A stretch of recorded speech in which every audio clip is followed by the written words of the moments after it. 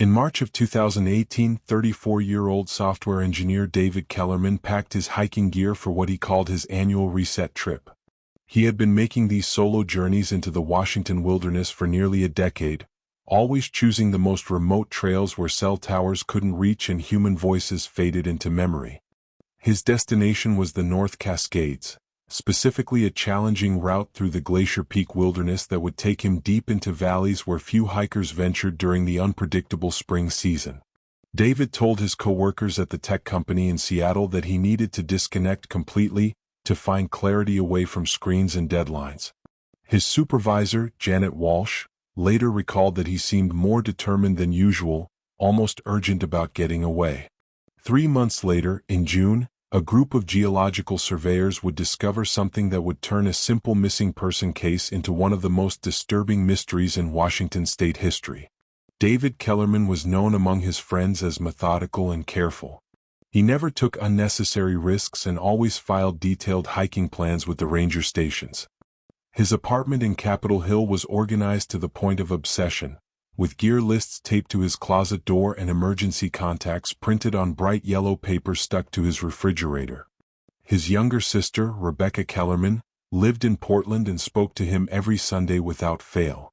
She described him as someone who found peace in solitude but never sought danger.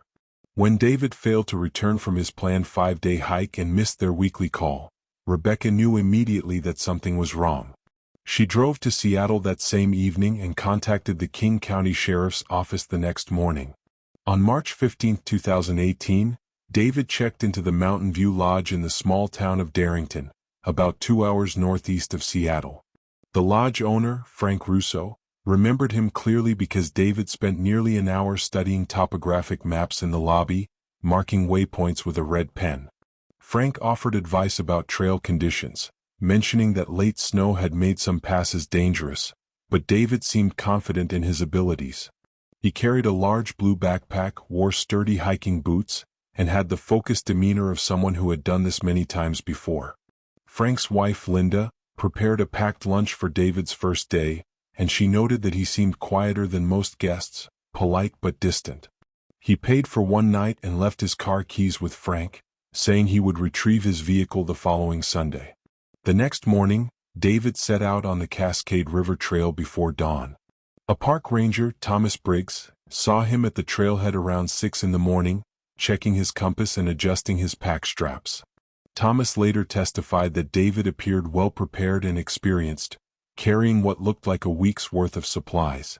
The trail David chose was known for its steep climbs and unpredictable weather, winding through old-growth forests before ascending into alpine meadows.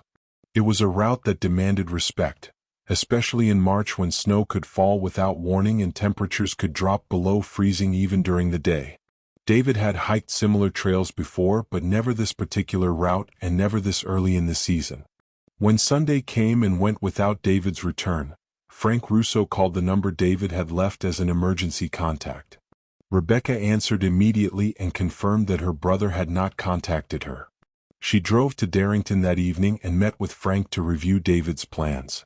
According to the maps David had marked, he intended to follow the Cascade River Trail for approximately 8 miles before branching off onto a lesser-known path that led to a remote lake. The route would take him through dense forest, across several creek crossings, and up steep switchbacks to an elevation of nearly 6,000 feet.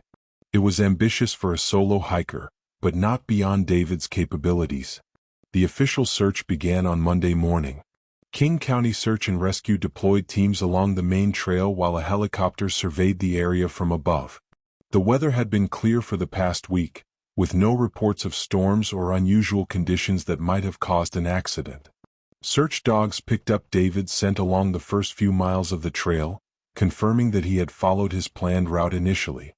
However, at the point where the trail split toward the remote lake, the scent disappeared completely. The search teams found no footprints, no disturbed vegetation, and no signs that anyone had passed through the area recently. Rebecca stayed in Darrington throughout the search, posting flyers around town and coordinating with the rescue teams. She described her brother as someone who always stuck to his plans and never took shortcuts or unnecessary risks. David carried a satellite communicator for emergencies, but no distress signal had been received. His credit cards showed no activity after his purchase of supplies in Darrington, and his cell phone had last pinged a tower near the trailhead before going silent. The search expanded to cover nearly 50 square miles of wilderness, including areas well beyond David's planned route. Volunteers from local hiking clubs joined the effort, and experienced mountaineers checked high-altitude areas where David might have sought shelter. After 2 weeks of intensive searching, the operation was scaled back to periodic sweeps by ranger patrols. The official report listed David Kellerman as missing under unknown circumstances, with no evidence of foul play or accidental injury. His car remained in the lodge parking lot, and his apartment in Seattle was left exactly as he had arranged it before leaving. Rebecca hired a private investigator, former police detective Amanda Cross, who specialized in missing person cases in wilderness areas. Amanda reviewed all the evidence and conducted additional interviews with lodge staff and other hikers who had been in the area during David's trip. She found no new leads but noted several inconsistencies in the timeline that troubled her. The case attracted attention from hiking forums and missing person advocacy groups, but as spring turned to summer, public interest faded. Rebecca continued to visit Darrington monthly, hiking sections of the trail herself and leaving messages for her brother at various points along the route. She never gave up hope that David might have suffered an injury that left him unable to communicate but still alive somewhere in the vast wilderness. The lodge owners, Frank and Linda Russo, kept David's room reservation open for months, refusing payment from other guests who might have used it. They had grown fond of Rebecca during her frequent visits and wanted to help however they could. By June, the snow had melted from all but the highest peaks, and the forest had transformed from the stark landscape David would have encountered in March. Wildflowers bloomed in the meadows, and the creeks ran full with snowmelt. It was during this season of renewal that a team of geological surveyors working for the State Environmental Department made a discovery that would reopen David's case and raise questions that no one was prepared to answer. The surveyors were conducting routine soil samples in a remote valley approximately 12 miles from David's planned route when they noticed something unusual protruding from the ground near a cluster of old-growth cedar trees. What they found would challenge everything investigators thought they knew about David Kellerman's disappearance and introduce possibilities that seemed to belong more in a horror story than a missing person case. The discovery would also reveal that David's fate was far stranger and more disturbing than anyone had imagined, suggesting that his disappearance was not the result of a hiking accident or getting lost in the wilderness, but something far more sinister that had been carefully planned and executed by someone who knew these mountains better than any map could show. The geological survey team consisted of 3 experienced field researchers: Dr. Patricia Vance, a soil specialist with 15 years of experience in the Cascades, her assistant Kevin Park, and equipment technician Roy Daniels. They were working in a valley that most hikers never saw, accessible only by an unmarked deer path that required bushwhacking through dense undergrowth for nearly 2 miles. The area was so remote that their GPS units struggled to maintain satellite connection, and they relied on compass navigation and landmark recognition to map their sampling locations. On June 18th, around 2 in the afternoon, Kevin noticed what appeared to be the sole of a hiking boot protruding from the forest floor near the base of a massive cedar tree that had probably been growing for centuries. At first, the team assumed they had found an old piece of discarded camping gear, perhaps left behind by hunters or illegal campers. The Pacific Northwest forests were unfortunately littered with abandoned equipment, and cleanup efforts were ongoing throughout the region. However, as Dr. Vance approached for a closer look, she realized that the boot was still attached to a leg, and that leg disappeared into the earth at an impossible angle. The boot was positioned sole up, as if someone had been buried headfirst with only their feet remaining visible above ground. The leather was weathered but not decomposed, suggesting the burial had occurred months rather than years ago. Roy immediately called for a halt to their work and contacted the King County Sheriff's Office using their satellite phone. Sheriff Deputy Lisa Hammond arrived at the scene 4 hours later, accompanied by a search and rescue team that had to use the same difficult route the surveyors had taken. The location was so isolated that helicopter access was impossible due to the dense tree canopy, and all equipment had to be carried in on foot. Deputy Hammond's first observation was that the burial site appeared deliberately chosen for its remoteness and concealment. The cedar tree provided natural camouflage, and the surrounding terrain was virtually invisible from any established trail or viewpoint. Someone had selected this location with careful consideration for avoiding discovery, suggesting knowledge of the area that went far beyond casual familiarity. The initial examination revealed that the body had been buried in a vertical position, head down, with the feet positioned just below the surface. The soil around the burial site was packed tightly, indicating that considerable effort had been made to ensure the body remained in position. Deputy Hammond noted that this type of burial would have required significant physical strength and planning, as well as tools for digging in the Rocky Mountain soil. The positioning was not random or accidental but appeared to follow a specific methodology that suggested ritual or symbolic meaning. This was not a hasty disposal of evidence but a carefully executed burial with unknown purpose. Dr. Vance and her team were asked to document the scene before the body was removed, photographing the soil composition and taking measurements of the burial depth. Their analysis would later show that the grave had been dug to a depth of approximately 6 feet, requiring hours of work in difficult conditions. The soil layers indicated that the burial had occurred during a period of wet weather, most likely in March or early April when the ground would have been softer from snowmelt. This timeline aligned perfectly with David Kellerman's disappearance, though positive identification would require forensic examination. The King County Medical Examiner, Dr. Robert Chin, arrived the following morning with a full forensic team. The extraction process took most of the day, as the team worked carefully to preserve any evidence that might explain how and why the burial had occurred.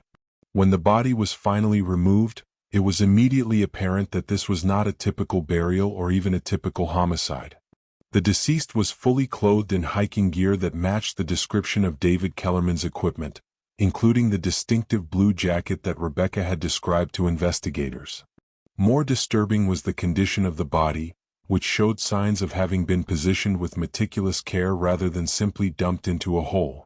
If you're finding this story as unsettling as we are, make sure to subscribe and hit the notification bell so you never miss our latest investigations into the most mysterious disappearances and unexplained cases.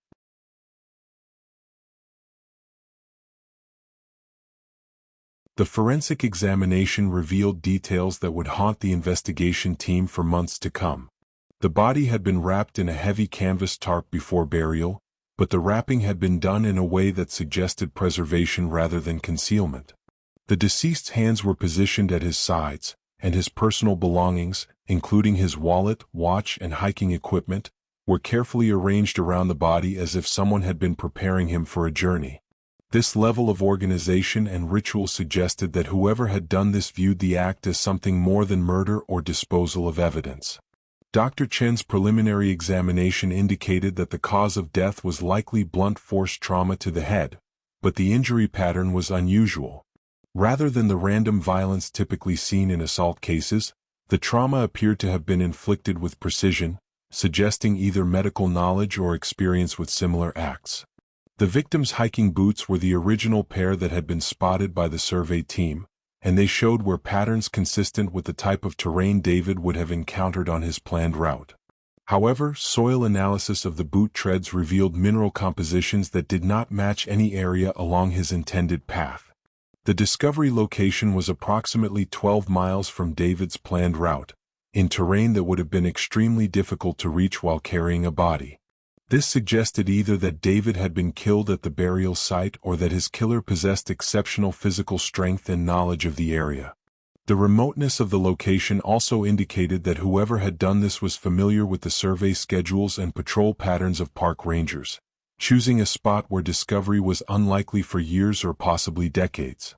The careful positioning and ritual aspects of the burial suggested that this was not the killer's first victim. Rebecca Kellerman was notified of the discovery that evening and arrived in Darrington the next morning for the formal identification process. According to Deputy Hammond's report, she confirmed that the clothing and personal effects belonged to her brother, though she was not permitted to view the body due to its condition. Rebecca's reaction was described as controlled grief mixed with confusion about the circumstances of the burial. She repeatedly asked why someone would bury David in such a manner, and investigators had no answers to offer.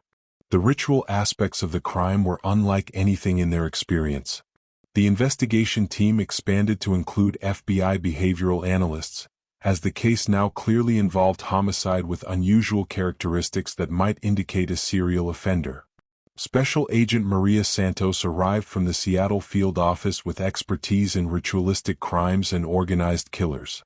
Her initial assessment was that the burial method suggested deep psychological significance for the perpetrator, possibly related to religious or cultural beliefs about death and the afterlife. The inverted position of the body was particularly troubling, as it appeared in various occult and folk traditions as a method of preventing the dead from finding peace. Agent Santos ordered a comprehensive review of missing person cases throughout the Pacific Northwest, looking for similar disappearances or discoveries that might indicate a pattern. The search parameters included solo hikers, remote burial locations, and any cases involving unusual positioning of remains. Within days, the review uncovered 3 cases from the past 5 years that shared disturbing similarities with David's murder. All involved experienced hikers who had disappeared from remote trails, and in 2 cases, bodies had been found in locations far from their planned routes. None of the previous cases had involved inverted burial, but all showed signs of ritual positioning and careful arrangement of personal belongings. The media attention surrounding David's case intensified when details of the unusual burial began to leak to local news outlets. Hiking forums and outdoor recreation websites buzzed with speculation about a possible serial killer targeting solo hikers in the Cascades. The Washington State Parks Department issued warnings about hiking alone in remote areas, and several planned solo expeditions were canceled as fear spread through the hiking community. Rebecca found herself at the center of unwanted attention, with reporters calling constantly and camping outside her Portland apartment seeking interviews about her brother's death. The FBI's Behavioral Analysis Unit established a temporary command center in Darrington, transforming the small town into the focal point of a major federal investigation. Agent Santos brought in additional specialists, including forensic anthropologist Dr. Helen Wright and criminal profiler Agent James Caldwell, who had experience with ritualistic homicides. The team's first priority was to determine whether David's killer was operating alone or as part of a larger organization. The level of planning and physical effort required for the burial suggested either exceptional individual capability or coordination between multiple perpetrators. The investigation would soon reveal that the truth was more disturbing than either possibility. Dr. Wright's examination of the burial site revealed construction techniques that indicated specialized knowledge of soil composition and decomposition rates. The killer had lined the grave with stones arranged in a specific pattern, creating drainage that would slow the natural decay process while maintaining the body's position. This suggested someone with either archaeological training or extensive experience with burial practices. The stone arrangement also showed cultural influences that Dr. Wright recognized from her studies of indigenous burial traditions, though the inverted positioning was contrary to any known Native American practices in the region. The forensic team discovered additional evidence buried beneath David's body. Wrapped in waterproof plastic were several personal items that clearly did not belong to him. A woman's hiking watch, a man's wallet containing identification for someone named Robert Chin, and a small digital camera with a cracked lens. The items appeared to be trophies taken from other victims, carefully preserved and buried as part of the ritual. Agent Santos immediately ran the identification found in the wallet through missing person databases and discovered that Robert Chen had disappeared while hiking in Olympic National Park 18 months earlier. His case had been classified as an accidental death after searchers found no trace of him despite extensive efforts. The digital camera contained partially corrupted files that the FBI's technical team worked to recover. What they found provided the first direct evidence of the killer's methods and mindset. The images showed various hiking trails throughout Washington and Oregon, but they were not typical landscape photographs. Instead, they appeared to be surveillance images of solo hikers, taken from concealed positions using telephoto lenses. The subjects were unaware they were being photographed, going about their normal activities of setting up camps, cooking meals, and consulting maps. Each image was time-stamped, and the metadata revealed that some had been taken weeks or even months before the hikers reported disappearances. Agent Caldwell's analysis of the photographic evidence revealed a pattern of extended stalking behavior. The killer would identify potential victims, study their habits and routes, and follow them for extended periods before making contact. This level of patience and planning indicated a highly organized offender with significant outdoor skills and intimate knowledge of the regional trail systems. The photographs also showed that the killer had been active for at least 3 years, far longer than the official missing person reports had indicated. Many solo hikers who disappeared were never reported missing for days or weeks, and some cases were never investigated as potential homicides. The investigation team contacted families of the hikers identified in the photographs, discovering that several had indeed gone missing under circumstances similar to David's disappearance. In each case, the victims were experienced hikers who had planned solo trips to remote areas. They had filed proper permits and followed safety protocols, but had simply vanished without trace. The families had been told that their loved ones had likely suffered accidents in dangerous terrain, and the cases had been closed without extensive investigation. The pattern suggested that the killer had been selecting victims specifically because their disappearances would be attributed to natural causes rather than foul play.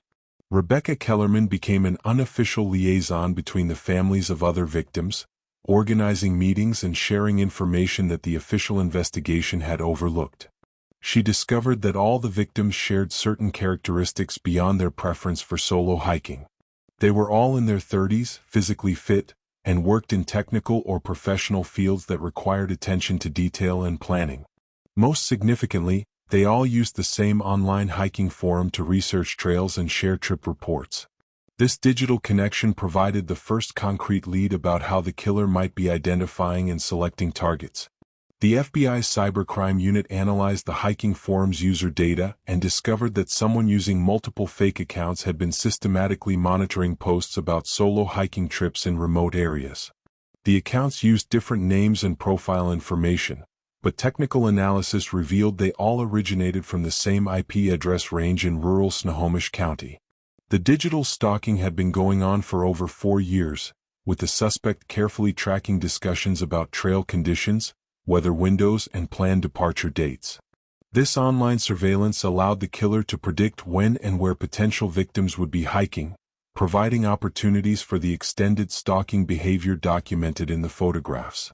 The IP address investigation led agents to a property in the Cascade foothills owned by a man named Dale Hutchinson, a 47-year-old former park ranger who had been dismissed from his position 5 years earlier following complaints about inappropriate behavior toward female hikers.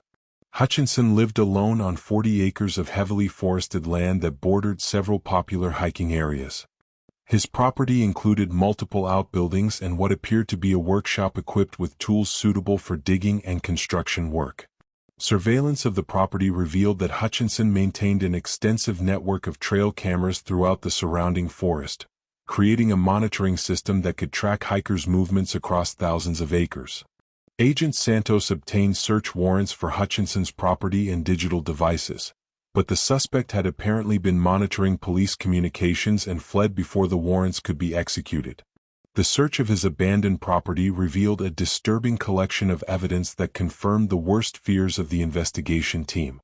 The workshop contained detailed maps of hiking trails marked with symbols indicating surveillance positions and potential ambush sites. Photographs of dozens of hikers were pinned to the walls, with notes about their habits, equipment, and planned routes. Most chilling was a handwritten journal that described the killer's philosophy about returning hikers to the earth in a way that honored their connection to the wilderness. If you're as shocked by these revelations as we are, please share this video with others who need to know about the dangers that can lurk in our most beautiful natural spaces. The journal entries revealed that Hutchinson viewed his actions not as murder but as a form of spiritual service.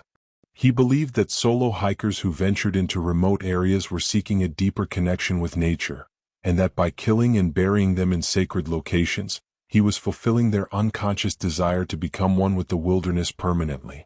The inverted burial position was part of his personal mythology, representing the hiker's journey from the surface world into the earth's embrace. Each burial site was chosen for its spiritual significance according to Hutchinson's distorted belief system, which combined elements of various nature religions with his own psychotic interpretations.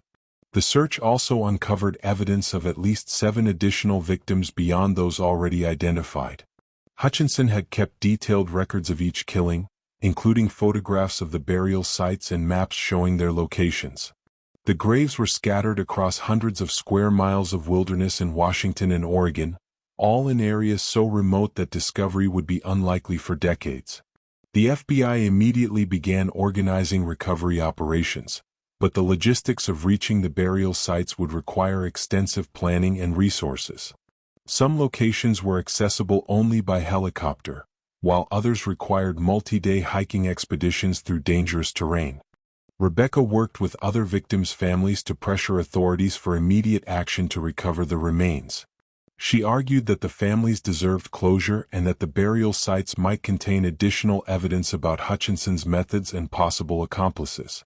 The FBI agreed to prioritize the recovery operations, but warned that the process would take months and that some sites might be inaccessible until the following summer due to snow conditions. The investigation had revealed the scope of Hutchinson's crimes, but finding him and bringing him to justice would prove to be an even greater challenge than uncovering his victims. The manhunt for Dale Hutchinson expanded to include multiple states and federal agencies. His knowledge of wilderness survival and familiarity with remote areas made him an extremely difficult target for conventional law enforcement methods. He could potentially remain hidden in the forests indefinitely, living off the land and avoiding detection by staying away from populated areas. The investigation team realized they were hunting someone who had spent years preparing for exactly this scenario, and who possessed all the skills necessary to disappear completely into the wilderness. He knew better than anyone pursuing him. The manhunt for Dale Hutchinson entered its 3rd week with no confirmed sightings despite an unprecedented deployment of resources across the Pacific Northwest. The FBI coordinated with state and local agencies to establish checkpoints on remote forest roads, while specialized tracking teams combed through areas where Hutchinson might seek shelter. His advantage was overwhelming. Decades of experience in wilderness survival, intimate knowledge of terrain that most searchers had never seen, and a network of hidden supply caches that he had apparently been building for years. The investigation team discovered evidence of these caches during their search of his property, including GPS coordinates for supply drops scattered across 3 national forests. Agent Santos brought in a specialist from the U.S. Marshals Service, Deputy Marshal Catherine Blake, who had extensive experience tracking fugitives in wilderness environments. Blake's assessment was sobering. Hutchinson could remain hidden indefinitely if he chose to avoid all human contact and live entirely off his prepared resources. The search strategy shifted from trying to locate him directly to monitoring the areas where he might be forced to surface for supplies or medical attention. This meant establishing long-term surveillance of remote towns, hunting supply stores, and medical facilities throughout the region.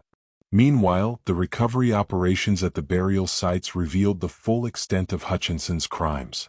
Each grave was constructed with the same meticulous attention to detail found at David's burial site, suggesting that the killer had refined his methods over years of practice. Dr. Wright supervised the excavations, documenting the ritual elements that appeared at each location. The inverted positioning was consistent across all sites, but each grave also contained unique elements that seemed to reflect Hutchinson's evolving beliefs about his mission. Some included carved wooden symbols, others contained arrangements of stones in geometric patterns, and several featured personal items from the victims arranged in specific configurations around the body. The psychological profile developed by Agent Caldwell painted a picture of a man whose mental state had deteriorated progressively over the years since his dismissal from the Park Service. Hutchinson's journal entries showed an initial period of anger and resentment toward the hiking community, followed by a gradual development of his twisted spiritual beliefs about returning people to nature. The early entries were relatively coherent, but the later writings became increasingly disorganized and filled with references to voices and visions that guided his actions. This suggested that Hutchinson might be suffering from a severe mental illness that could make him even more dangerous and unpredictable. Rebecca continued her advocacy for the victims' families while dealing with her own grief and trauma. She had become the unofficial spokesperson for the group, organizing support meetings and coordinating with media outlets to keep public attention focused on the case. Her efforts helped maintain pressure on law enforcement agencies to continue the expensive and difficult search operations. Rebecca also worked with hiking organizations to develop new safety protocols for solo hikers, including mandatory check-in procedures and emergency communication requirements for permits in remote areas. The investigation took an unexpected turn when Forest Service employees discovered what appeared to be a recently used campsite in the Olympic National Forest, approximately 60 miles from Hutchinson's abandoned property. The site showed signs of careful concealment and included a fire pit that had been used within the past week. More significantly, investigators found a small notebook containing handwritten observations about park ranger patrol schedules and visitor patterns.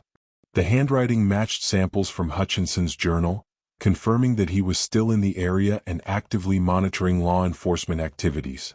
Agent Santos immediately deployed surveillance teams to the surrounding area, but Hutchinson had apparently abandoned the campsite before their arrival. The discovery did provide valuable intelligence about his current capabilities and mental state.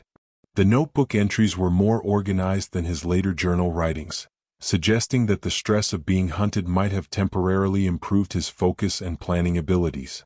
This made him potentially more dangerous, as he appeared to be thinking clearly about evading capture while maintaining his ability to strike at new victims. The breakthrough in the case came from an unexpected source. A group of experienced mountaineers conducting a private search for Hutchinson discovered a hidden shelter built into a natural cave system in the North Cascades, approximately 20 miles from where David's body had been found. The shelter was sophisticated, with multiple rooms carved into the rock and a ventilation system that prevented smoke from cooking fires from being visible from outside. The mountaineers, led by a former military tracker named James Morrison, had been hired by the victims' families to conduct an independent search using techniques that law enforcement couldn't employ due to legal restrictions. Morrison's team found evidence that the cave system had been used as a base of operations for several years. The main chamber contained maps, photographs, and planning materials for dozens of potential victims, including several hikers who were currently missing and presumed dead from natural causes. Most disturbing was a workshop area where Hutchinson had apparently been crafting the wooden symbols found at burial sites, along with tools and materials for constructing the elaborate grave systems. The cave also contained a primitive but functional living area with supplies that could sustain one person for months. The FBI immediately surrounded the cave system, but once again Hutchinson had vanished before their arrival. However, the evidence suggested that he had left recently and in haste, abandoning valuable supplies and equipment that he would need for long-term survival. Agent Santos theorized that Morrison's team had gotten close enough to spook Hutchinson into abandoning his primary base, forcing him into less secure hiding places where he would be more vulnerable to detection. The discovery also revealed that Hutchinson had been planning additional killings, with detailed surveillance notes on 3 hikers who were scheduled to begin solo trips in the coming weeks. The FBI immediately contacted the targeted hikers and convinced them to cancel their trips, while also using their planned routes as bait for a trap. Undercover agents posing as solo hikers began following the routes that Hutchinson had been monitoring, equipped with hidden cameras and communication devices that would allow backup teams to respond within minutes if contact was made. The operation required careful coordination to avoid alerting Hutchinson to the deception while maintaining the safety of the undercover agents who were essentially volunteering to become targets. If this investigation has you questioning the safety of solo hiking, make sure to stay with us as we reveal how this dangerous game of cat and mouse finally reached its conclusion. The trap operation continued for 2 weeks without contact, but surveillance teams reported several instances of being watched from concealed positions in the forest. Trail cameras captured blurry images of a figure moving through the trees at distances too great for positive identification, but the movement patterns and timing suggested that Hutchinson was indeed monitoring the bait hikers. Agent Santos realized that his knowledge of law enforcement tactics was allowing him to identify the deception, but his compulsion to stalk potential victims was keeping him in the area despite the obvious risks. The final confrontation came not through the elaborate trap operation, but through a chance encounter that demonstrated how Hutchinson's mental state had continued to deteriorate under the pressure of being hunted. A park ranger conducting routine trail maintenance encountered a disheveled man matching Hutchinson's description at a remote trailhead, apparently attempting to approach a family of hikers who had stopped for lunch. The ranger, who had been briefed on the manhunt, immediately called for backup while attempting to detain the suspect.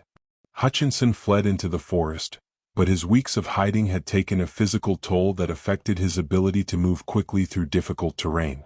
The pursuing officers, supported by helicopter surveillance and tracking dogs, were able to maintain contact despite his intimate knowledge of the area. The chase continued for several hours through increasingly rugged terrain, with Hutchinson apparently trying to reach another prepared hiding place or supply cache. His desperation became evident when he abandoned his backpack and most of his equipment in an attempt to move faster through dense undergrowth. The pursuit ended at the edge of a steep ravine where Hutchinson found himself trapped between the pursuing officers and a drop that would likely prove fatal. According to the arrest report, he appeared confused and disoriented, muttering about voices that were telling him to complete his mission. Agent Santos, who had joined the pursuit team, attempted to negotiate with him, but Hutchinson seemed unable to focus on her words or understand that he was surrounded. His final capture required the use of non-lethal force when he attempted to charge through the police line with a large hunting knife. The arrest of Dale Hutchinson brought relief to the victims' families and the hiking community, but it also marked the beginning of a complex legal process that would take years to complete. His mental state raised questions about his competency to stand trial, while the scope of his crimes required extensive investigation to identify all victims and recover their remains. The case had revealed vulnerabilities in the systems designed to protect solo hikers and had forever changed how people thought about safety in the wilderness areas of the Pacific Northwest. Dale Hutchinson's arrest marked the beginning of a complex legal and psychological evaluation process that would take nearly 2 years to complete. The King County Prosecutor's Office faced the challenge of building cases for multiple murders across several jurisdictions, while defense attorneys argued that Hutchinson's severe mental illness made him incompetent to stand trial. Dr. Patricia Morse, a forensic psychiatrist brought in to evaluate the defendant, spent months conducting interviews and psychological assessments. Her findings revealed a man whose grip on reality had been deteriorating for years, but who retained enough cognitive function to plan and execute his crimes with methodical precision. The competency hearings drew national attention as legal experts debated whether someone could be simultaneously mentally ill and criminally responsible for such organized and deliberate acts. Hutchinson's behavior during the proceedings was erratic and disturbing. He frequently spoke to invisible presences in the courtroom, claiming that the spirits of his victims were thanking him for freeing them from the burden of earthly existence. His detailed knowledge of each crime, however, demonstrated that he understood the nature and consequences of his actions, even if his motivations were rooted in delusional beliefs about spiritual transformation and communion with nature. Rebecca Kellerman attended every hearing, often accompanied by family members of other victims who had formed a tight-knit support group during the investigation. She testified about the impact of her brother's death and the additional trauma caused by the ritualistic nature of his burial. Her victim impact statement, delivered with quiet dignity despite her obvious pain, became a powerful moment in the proceedings. She described David as someone who found peace in solitude and natural beauty, making the perversion of his final moments particularly cruel. Her words helped the court understand that Hutchinson's crimes went beyond simple murder to encompass a violation of the very values and experiences that his victims had cherished. The recovery operations at the burial sites continued throughout the legal proceedings, with forensic teams working in difficult conditions to excavate remains and gather evidence. Each site told a similar story of careful planning and ritual significance, but also revealed the evolution of Hutchinson's methods over time.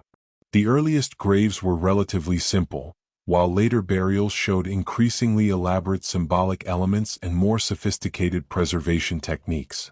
Dr. Wright's analysis suggested that Hutchinson had been experimenting with different approaches to his twisted burial ceremonies, possibly influenced by research into various cultural and religious practices related to death and the afterlife. The investigation also uncovered evidence that Hutchinson had been in contact with other individuals who shared his distorted beliefs about nature worship and human sacrifice. Computer forensics revealed participation in online forums dedicated to extreme environmental ideologies and primitive survival techniques. While no evidence suggested that others had directly participated in his crimes, the communications showed that his ideas had been reinforced and encouraged by a small community of like-minded individuals. This discovery led to additional investigations and monitoring of similar online groups to prevent copycat crimes. Agent Santos compiled a comprehensive report on the case that became a reference document for law enforcement agencies dealing with similar crimes. Her analysis identified key warning signs and behavioral patterns that could help investigators recognize ritualistic killers who target outdoor enthusiasts. The report emphasized the importance of taking missing person cases seriously even when they occur in dangerous wilderness areas, and recommended improved coordination between park services and law enforcement agencies.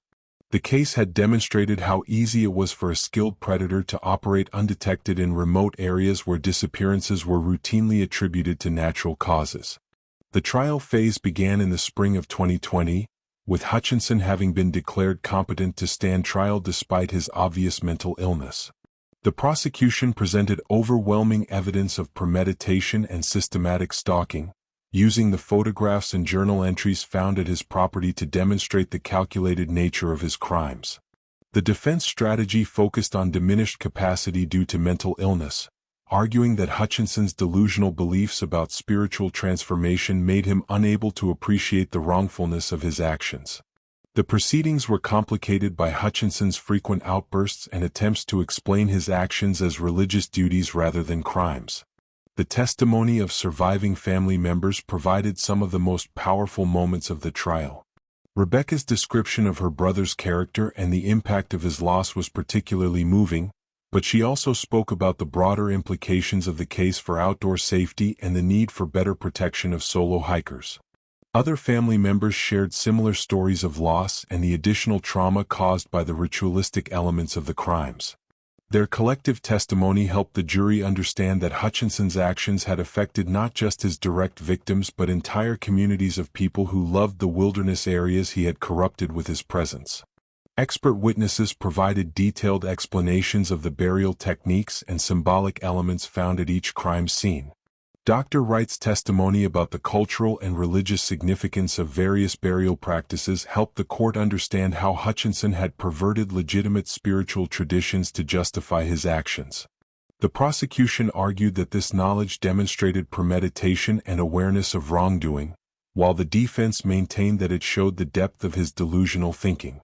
The technical complexity of the evidence required extensive explanation to help the jury understand the full scope of Hutchinson's crimes. The verdict came after 3 days of deliberation, with the jury finding Hutchinson guilty on all counts of first-degree murder. The judge sentenced him to life in prison without the possibility of parole, citing the premeditated nature of the crimes and the exceptional cruelty involved in the ritualistic burials. Hutchinson showed no emotion during the sentencing, continuing to mutter about spiritual duties and the gratitude of his victims. His final statement to the court was a rambling discourse about the need to return modern humans to their natural state through death and burial in sacred locations. The case officially closed with Hutchinson's sentencing, but its impact on the hiking community and law enforcement practices continued to evolve. New safety protocols were implemented at national and state parks, including mandatory GPS tracking devices for solo hikers in designated high-risk areas. The online hiking forums that Hutchinson had used to identify victims implemented stricter privacy controls and monitoring systems to prevent similar stalking behavior. These changes represented a balance between maintaining the freedom and solitude that solo hikers valued while providing better protection against predators who might exploit their isolation. Rebecca established a foundation in her brother's memory dedicated to wilderness safety education and support for families of missing hikers. The David Kellerman Foundation worked with park services to improve search and rescue capabilities and funded research into better emergency communication technologies for remote areas. Her advocacy helped ensure that the lessons learned from the case would benefit future generations of outdoor enthusiasts. The foundation also provided support for other families dealing with similar tragedies, offering resources and guidance that Rebecca wished had been available during her own ordeal. If you've been following this disturbing case with us, please take a moment to share this story with fellow hikers and outdoor enthusiasts who need to be aware of the potential dangers that can exist even in our most beautiful natural spaces. The long-term impact of the Hutchinson case extended beyond immediate safety measures to influence how society thinks about the relationship between mental illness and criminal responsibility. Legal scholars continue to debate the implications of the competency ruling and whether the justice system had adequately addressed the complex factors that contributed to his crimes. The case became a reference point for discussions about the need for better mental health services and early intervention programs that might prevent similar tragedies in the future. 5 years after David Kellerman's disappearance, the hiking trails of the North Cascades had returned to their natural quiet, but the memory of what had happened there remained. Memorial markers at several trailheads honored the victims and reminded visitors to take appropriate safety precautions. The wilderness areas that Hutchinson had used as hunting grounds were slowly reclaiming their reputation as places of beauty and peace, though some locations remained forever changed by the knowledge of what had occurred there. The forest had kept its secrets for months, but ultimately it had also provided the evidence needed to bring a killer to justice. Rebecca continued to hike solo in the mountains, refusing to let fear rob her of the experiences that her brother had loved. She carried new safety equipment and followed updated protocols, but she also carried David's camera and continued the photographic work he had begun. Her images of sunrise over mountain peaks and mist rising from alpine lakes served as a tribute to his memory and a reminder that the wilderness, despite its dangers, remained a source of beauty and spiritual renewal for those who approached it with proper respect and preparation. The mountains had witnessed both tragedy and justice, and they would continue to offer their gifts to those who sought them with wisdom and caution.